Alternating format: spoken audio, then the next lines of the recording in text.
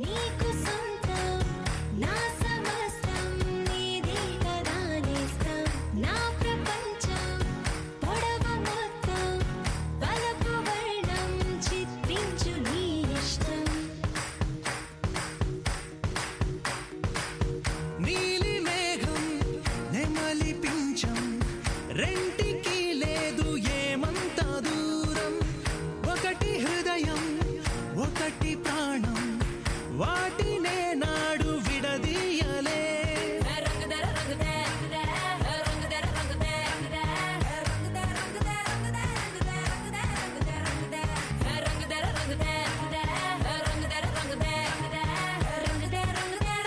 ఏడు వర్ణాల నీ వలపు హరివిల్లు నాదే ముత్తు రంగేయొద్దు పగడాల పెదవులకి సిగ్గు రంగేదిద్దు నా కళ్ళకి ముత్తు రంగేయొద్దు నా మేని వంపులకి కొత్త రంగేదిద్దు కౌగిళ్ళకి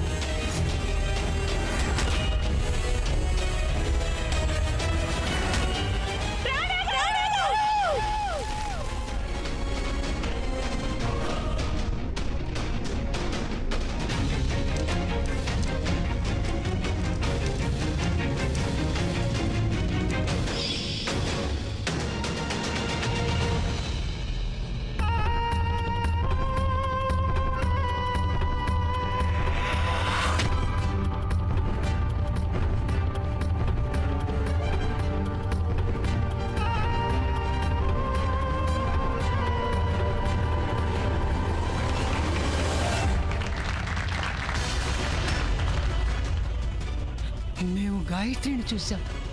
గాయత్రినా?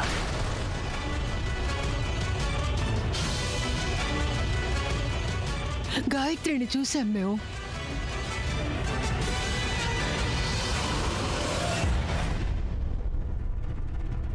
పెదరాణి అమ్మ, మనకి లభించిన ఆనందం అవధులు దాటితే మనిషికి ఇలాంటి భ్రమలే కలుగుతాయి. మీకు కూడా అదే జరుగుతున్నట్టుంది. మీదంతా కేవలం భ్రమ. గాయత్రి చనిపోయింది కదా.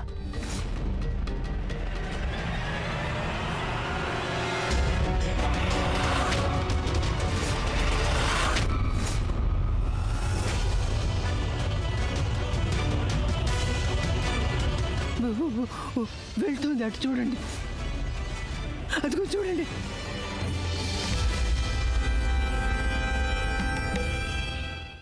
ఏంటే మధ్య తరగతిలో పుట్టిన పిల్లకాకివి? కాస్త కాలం కలిసొచ్చిందో లేదో నీకు నీతులు చెప్పే ధైర్యం వచ్చిందా? మేం ఓడిపోయామనుకుంటున్నావా? మేం ఓడిపోలేదు. మా శరీరంలో చివరి రక్తపు బొట్టు ఉన్నంత వరకు మేం ఓటమిని ఒప్పుకోం. ఇందులో మీరే గెలిచారనిపించుకోవాలంటే రాణా గారు, ముందు మీరు మమ్మల్ని హతమార్చక తప్పదు.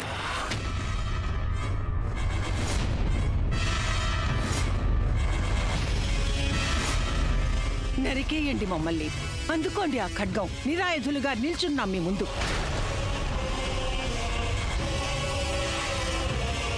ఆమీర్ కోట్ సింహాసనాన్ని కైవసం చేసుకోవడానికి మీరు ముందు మమ్మల్ని చంపాల్సి ఉంటుంది రాణా గారు.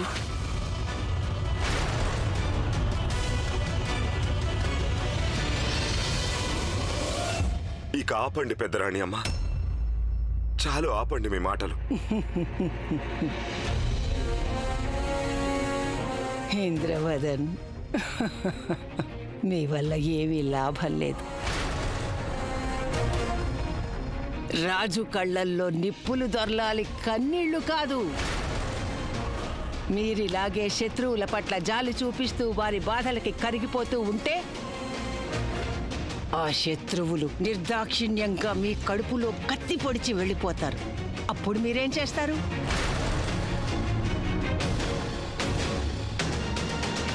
మీలో ఉన్న ఈ మంచితనం ఉంది చూసారా, ఇదే ఒకరోజు మీకు ముప్పు తెచ్చి పెడుతుంది.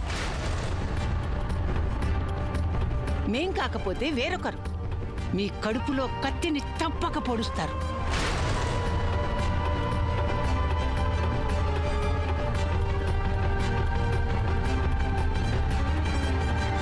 ఒకవేళ మీరు మాతో కనీసం ఒక్కసారైనా మీరు చేసినవన్నీ కేవలం కోపంలో చేశారని ఒక్క చిన్న మాట చెప్పినట్టయితే మాకు మీ మీదున్న అభిమానంతో ఈ రోజు కూడా మేము మిమ్మల్ని క్షమించి ఉండేవాళ్ళం. కానీ పెదరాణి అమ్మ, మీకు మా క్షమాపణ పొందే అర్హత కూడా లేదు. లేదు రాణగారు, మీరు ఆవిడ్ని క్షమించండి. మీరెవరిని హత్య చేయడానికి వీల్లేదు. చూసారా పెదరాణి అమ్మ, చూసారా మీరు?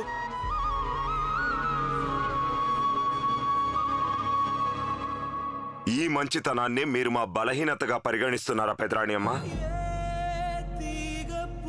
గాయత్రి మా బలహీనత కాదు, మాకున్న ధైర్యం, మా కవచం. గాయత్రి మాతో మా వెంట ఉన్నంత వరకు ప్రతి క్షణం మంచి గెలిచి తీరుతుంది.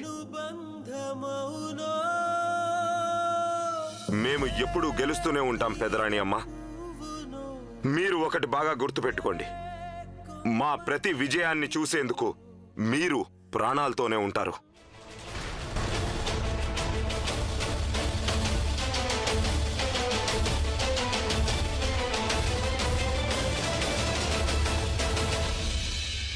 మేము రాణా ఇంద్రవదన్ సింగ్ దేవ్ ఈ ఆమీర్ కోట్ సంస్థానానికి రాజుగా, పెదరాణి అమ్మ భాగ్యవంతి దేవి గారిని రాజద్రోహానికి, రాణి సులక్షణ హత్యకు దోషిగా నిర్ణయిస్తున్నాం.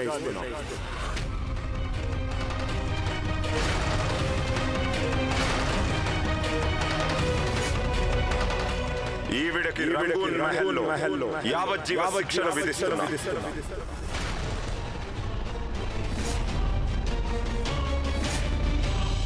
అలాగే మేము మరొకటి ఆజ్ఞాపిస్తున్నాం. వీరు ఏ అధికారం కోసం, దర్పం కోసం అయితే ఆమీర్ కోట్ కి ఇంత ద్రోహం చేశారో అవన్నీ వీరికి లభిస్తాయి.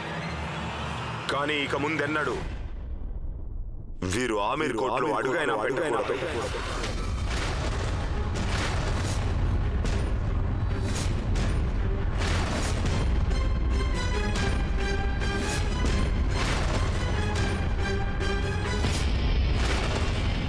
ఈ రోజు మొదలుకొని ఈవిడ తన కుటుంబాన్ని ఎన్నడూ కలవకూడదు.